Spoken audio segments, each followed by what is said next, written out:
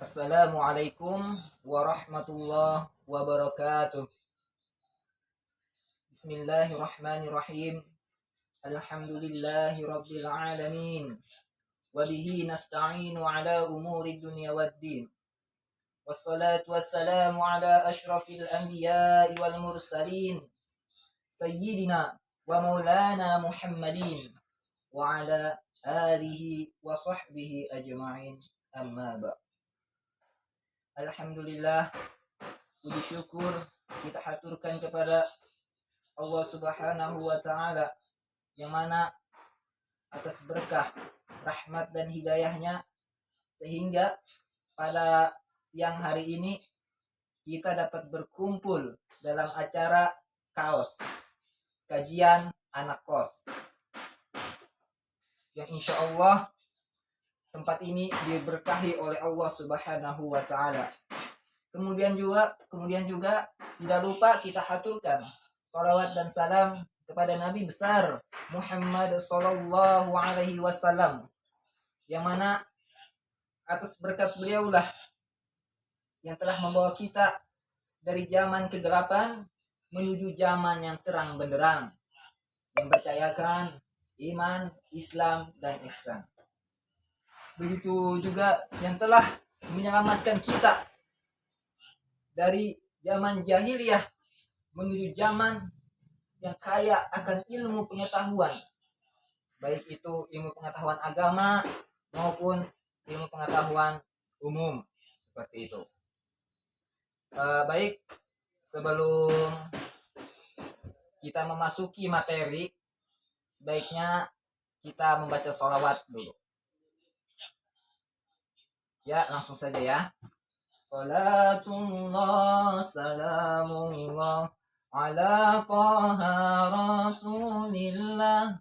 Salatullah salamullah ala yasin habibillah. Tawassalna bismillah wa bil hadi rasulillah wa kulli mujahidin lillah bi ahlil badari ya Allah. Alhamdulillah, semoga dengan bacaan sholawat tadi kita mendapatkan syafaat dari Rasulullah Shallallahu Alaihi Wasallam, yang mana dengan sholawat tersebut kita bisa hidup di dunia ini mendapat kedamaian dan ketentraman. Begitu juga di akhirat nanti kita bisa bertemu dengan Rasulullah, begitu juga dengan sahabatnya dan juga kerabat-kerabatnya. Ya, itu berkat syafaat dari Rasulullah. Baik, utama sholawat ini juga sebagaimana firman Allah dalam surah Al-Ahzab ayat 56 yang berbunyi begitu. A'udzu billahi minasy syaithanir rajim. Bismillahirrahmanirrahim. Innallaha wa malaikatahu yusalluna 'alan nabi. Ya ayyuhalladzina amanu sallu alaihi wa sallimu taslima. Yang artinya innallaha wa malaikah, sesungguhnya Allah dan para malaikat-malaikatnya, yusalluna 'alan nabi, bersalawat kepadanya. Ya ayyuhalladzina amanu, wahai orang-orang yang beriman, sallu alaihi, bersalawatlah kepadanya. Wasallimu taslima, dan ucapkanlah salam penghormatan kepadanya. Jadi di sini bahwa salawat itu penting. Allah saja bersalawat di hadapan para malaikat-malaikatnya, kemudian diikuti oleh para malaikat. Jadi kita sebagai manusia seyogyanya juga bersalawat kepada Nabi besar Muhammad SAW, kita sebagai selaku umatnya.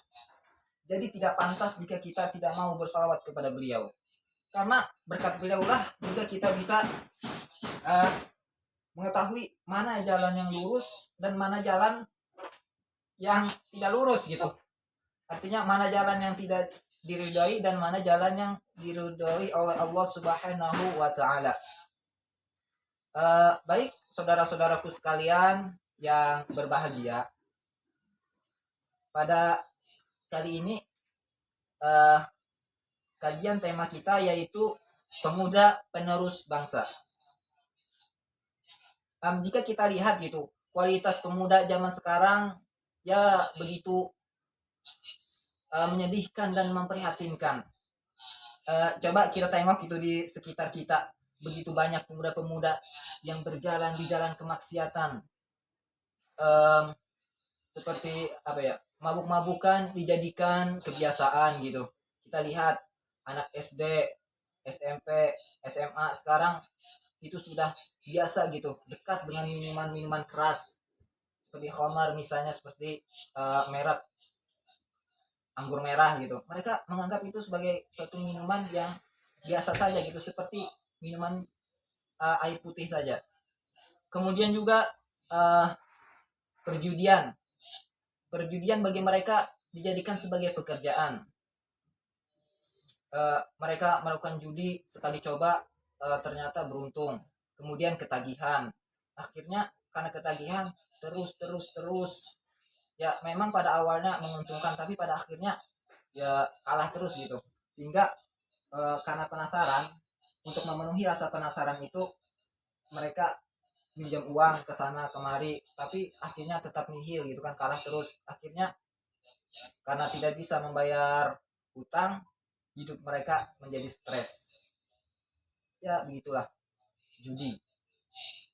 Kemudian suatu fenomena gitu yang sering kita lihat di sekitar kita, ya bahkan hampirlah setiap hari kita lihat, yaitu fenomena pacaran gitu.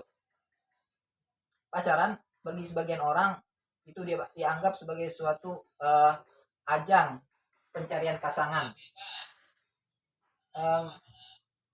Ketika ada orang yang menegur mereka, bro jangan pacaran gitu kan, mereka balas, emang apa masalah buat lu, dasar jomblo, gitu kan. Dan mereka juga melakukan pembelaan, kami pacaran sesuai syariat Islam, tidak melanggar syariat Islam gitu, karena kami menurut pacarannya menurut syariat. Di sini sungguh aneh gitu ya, S1 aja belum lulus gitu kan, nyari judul proposal aja pontang-panting, ngajuin ditolak gitu, tapi sudah bisa ngeluarin fatwa bahwa pacaran itu halal, hebat benar gitu kan. MUI aja kalah gitu. Memang apa ya, pacaran ini bisa dibilang suatu budaya yang memang sudah melekat di kalangan remaja kita, khususnya di Indonesia gitu kan. Sebenarnya kita harus kasihan gitu kepada mereka, karena mereka masih dijajah gitu. Sekarang mungkin penjajahan tidak hanya dilakukan oleh bangsa-bangsa lain kepada bangsa kita, misalnya seperti Belanda dan Jepang.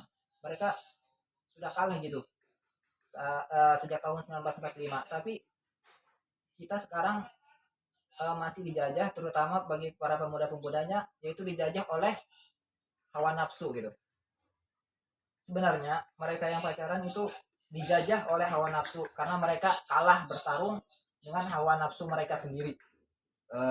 Jadi perlu kita gitu mengingatkan mereka agar semangat melawan hawa nafsu mereka, karena perang melawan hawa nafsu itu ganjarannya sangat besar gitu kan. Ya memang hawa nafsu itu salah satu musuh terkuat bagi kita gitu. Kemudian pendidikan gitu, kalau kita lihat banyak pemuda-pemuda sekarang gitu yang mengabaikan pendidikan. Sekolah hanya dijadikan tempat perkumpulan, perkuliahan hanya dijadikan tempat pelarian agar tidak disebut sebagai pengangguran gitu kan. Ya memang walaupun tidak semua gitu, adalah mahasiswa kuliah sambil kerja, ada kuliah fokus untuk kuliah, ada yang juga cuman ikut-ikutan gitu ya, contohnya seperti ya adalah gitu kan. Kemudian em, mereka gitu tinggal di negeri ini hanya sekedar tinggal saja tanpa memberikan kontribusi apa-apa gitu. Seharusnya kita tinggal di suatu negara itu harus saling apa ya, bekerja sama untuk memberikan kontribusi kepada negara, karena dengan demikian kita bisa mencapai suatu tujuan bersama, yaitu tentu yang kita inginkan hidup sejahtera gitu kan, bagi suatu bangsa. um, Coba kita lihat gitu di akhir-akhir ini, baik secara langsung maupun melalui media sosial, misalnya TikTok, Instagram, Facebook gitu, sering terjadi perdebatan antara pemerintah dengan rakyat ya, ketika rakyat gitu eh, mengeluarkan apa namanya nih, mengeluarkan kebijakan yang tidak sesuai dengan keinginan rakyat. Rakyat turun ke jalan dengan demo, eh, menuntut keadilan gitu kan. Sebenarnya kita di sini tidak bisa menyalahkan siapa-siapa, tidak bisa menyalahkan pemerintah maupun menyalahkan rakyat, karena di sini sama-sama salah gitu kita semua. Lalu bagaimana cara mengatasinya? Maka yang perlu kita lakukan adalah mencari titik masalah gitu kan, di mana permasalahannya. Dan menurut saya permasalahannya yaitu ada di uh, SDM-nya gitu, sumber daya manusianya. Jadi kita harus melakukan revolusi 3M, yaitu mindset, moral, dan mental. Mindset yaitu kita harus apa namanya ini, berani mengambil risiko gitu kan. Uh, Tidak hanya diam saja, misalnya dengan apa nih, serius belajar agar bisa memajukan negeri gitu, tidak hanya tinggal di zona nyaman saja gitu kan, tidak berani keluar. Kemudian mental, kalau kita lihat mental sekarang pemuda-pemuda kita gitu lemah gitu kan, bisanya cuma nuntut gitu kan, demo gitu, tapi mereka demo tanpa memberikan solusi gitu kan. Bahkan ada yang demo cuma ikut-ikutan tanpa paham apa yang sedang dipermasalahkan. Kemudian mental mental kita, saya kira apa ya, bangsa kita ini masih lemah gitu, butuh ditempa lebih kuat lagi. Karena apa ya, pemuda ini begitu penting bagi suatu kemajuan suatu bangsa dan negara, sebagaimana pesan dalam Al-Qur'an gitu kan, yang berbunyi A'udzu billahi minasyaitonir rajim. Bismillahirrahmanirrahim. Qala rabbi sijnu ahabbu ilayya mimma yad'unani ilayhi wa illa tasrif anni kaidahunna asbu ilayhinna wa akum minal jahilin. Yang artinya Yusuf berkata, wahai Tuhanku, penjara lebih aku sukai daripada memenuhi ajakan mereka. Jika aku tidak engkau hindarkan dari tipu daya mereka, niscaya aku akan cenderung untuk memenuhi keinginan mereka, dan tentu aku termasuk orang-orang yang bodoh. Ayat ini memberi isyarat bahwa pemuda diharapkan Al-Quran adalah pemuda yang berani menolak kemaksiatan dan kebatilan. Sebagaimana ketika Nabi Musa diajak berbuat tidak senonoh oleh perempuan-perempuan yang ingin mengajaknya berzina. Kemudian juga di dalam surah Al-Kahfi ayat 60, wa idh qala Musa li fatahu la abrahu hatta ablugha majma'al bahraini aw amdiya huquba. Dan ingatlah ketika Musa berkata kepada pembantunya, aku tidak akan berhenti berjalan sebelum sampai ke pertemuan dua laut, atau aku akan berjalan terus sampai bertahun-tahun. Jadi Al-Quran memberi isyarat kepada kita bahwa sebagai pemuda kita harus memiliki karakter pantang menyerah gitu. Sebelum mencapai apa yang kita cita-citakan, kita tidak boleh berhenti.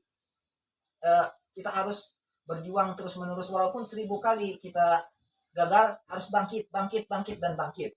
Seperti itu. Sebagaimana ada sebuah pepatah, yaitu syubhanul yaum rijalul ghad. yang artinya pemuda hari ini adalah pemimpin masa depan. Jadi pemuda ini bisa dibilang sebagai tongkat estafet penerus bangsa. Jadi tidak heran bahwa pemuda-pemuda ini menjadi harapan terakhir gitu bagi suatu bangsa agar bisa membawa negara kepada kemajuan. Tanpa pemuda bagaimana kita bisa maju gitu kan.